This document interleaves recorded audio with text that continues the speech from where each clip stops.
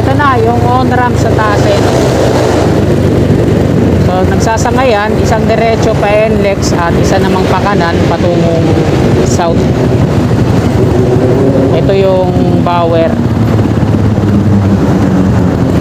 So nandiyan dyan yung mga ano nila, no? Mga engineering. Sinimulan ko to, walang naniniwala sa paligid ko. Magandang umaga mga kababayan, mga kasikap. Dito po tayo sa Plaza Azul. Yan. At patungo tayo ngayon sa Skyway Stage 3, no? Ito yung on-ramp along Osmeña Highway ang i-update natin, no? Ngayon ay araw ng Sabado, ika-18 ng Mayo taong 2024 at ika-6 at 45 na po ng umaga. So, huwag na po natin patagalin to. Tara, let's go!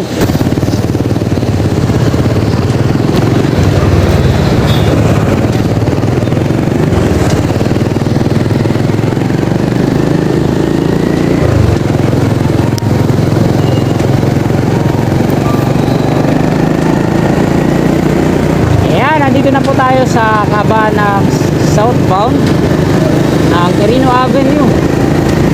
Ito yung on-ramp dito sa ating gawing kaliwa. Ito yung mga patungong Naiya, Alabang at Calamba. On-ramp po yan dito sa may Pandakan area. At yan naman sa unahan, ayan na po yung Nagtahan Interchange o Plaza Dilaw. Bale, di po muna tayo didiretso. Kakanan po muna tayo dito at sisilipin natin yung Quirino Avenue Extension. Ito yung off-ramp patungong UN Avenue.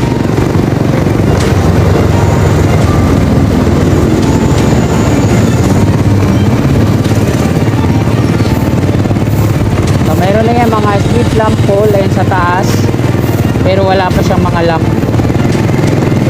At ito yung center island niya, ayun o. Tinanggal yung mga lupa na nilagay dyan. At interchange nga to dito, so wala pang progress. Nakikita naman natin sa unahan.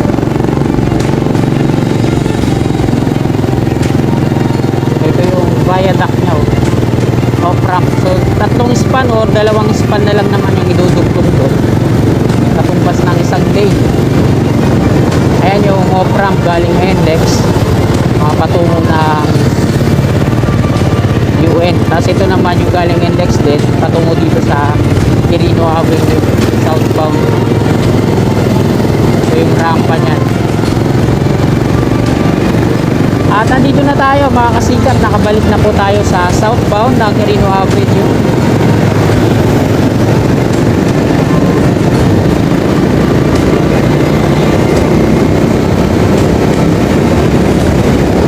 Ito naman yung Pedro Hill Street patungong Santa Ana, Manila. Galing po yan doon sa Ross Boulevard, one way. Ayan sa kaliwa, tawid kalsada, yung barracks ng Bower. Bower din kasi yung gumagawa dyan sa una, ano, yung on-ramp to south along Osmeña Highway. So didiretso po muna tayo doon sa toll.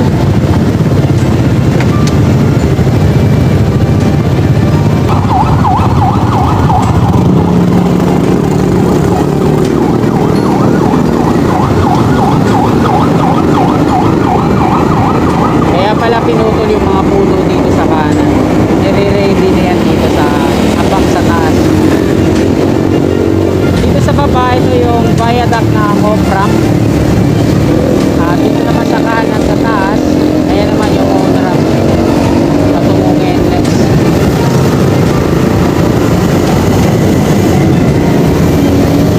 Kabaan na po ito na Quirino Avenue to Top Rojas Boulevard.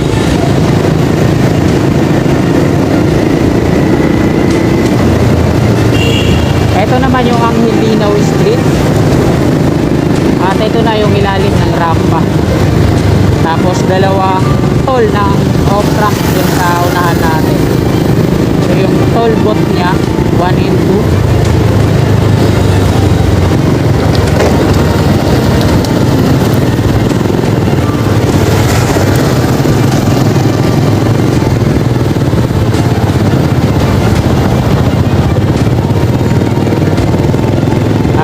ginagawa din dito, no, yung mga drainage sa kanan. Bali, dito ulit ako mag-U-turn kasi yung dyan sa yung arrow pakaliwa, left turn lang yan patungo doon.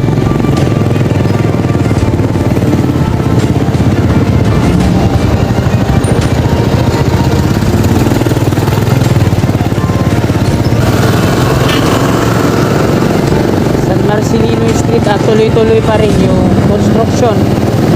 Yan sa pavement yung ginagawa, no?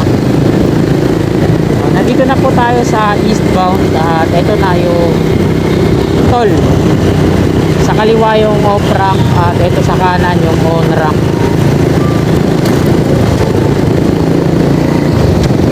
At merong guardia na nakatalaga dyan, so kala niya dadaan tayo sa on ramp.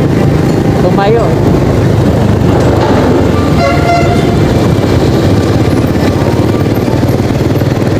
Linaw Street ulit tayo. At ito yung mga pinoform nila, yung mga box culvert na yan.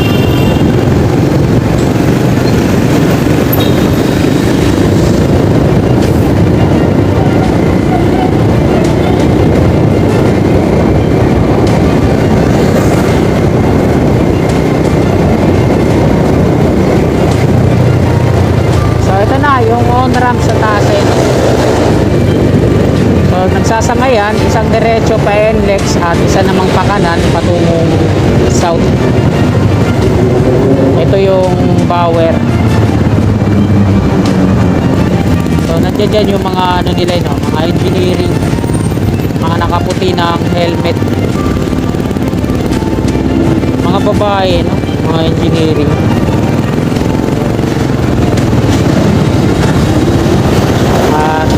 Ayan, Dirino Interchange. So dalawa na yung naitirik nila dito na river cage sa part na to.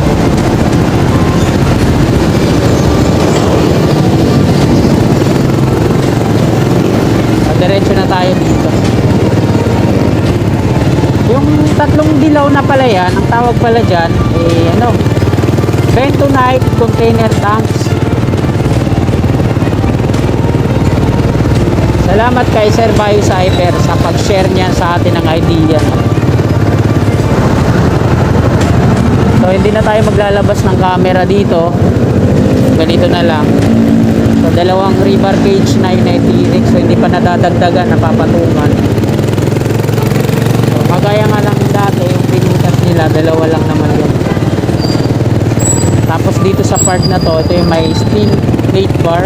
So magdi-drill din sila. Ito na nakapwesto na yung pile boring machine. So apat na yung mga river cage sa hanin na to, no? Yung naitirik. So hindi pa nadadagdagan. At hanggang dito yun. Kasi sabi na napagtanungan natin, 10 daw yan eh. Isa dito. Tapos dito sa part na to, lagyan na ng mga markings. At hanggang dito siguro yung pinakadulo, diyan sa may plastic barrier sa unahan. Kasi tingnan nyo, yung kable ng kuryente hanggang dito lang. So binalik ulit nila dito. So hanggang dito nga lang yun, yung mga ampere na gagawin. Hindi na aabot dun sa stoplight. Yan, nandito tayo ngayon sa haba ng Osmeña Highway. At ayun yung update doon, mga kasikap, sa ano, on-ramp along Osmeña Highway, no, patungong south. At dito tayo sa tawid, mag-e-end ng ating video sa nagpas stoplight. Sana makahabol tayo.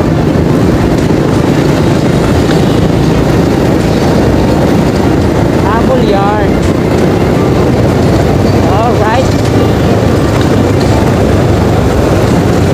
Ayan mga kasikap, dito na po nagtatapos tong video na to. Marami pong salamat sa mga kasikap natin na patuloy na sumusuporta at hindi nagsasawa sa aking mga vlog. Yan.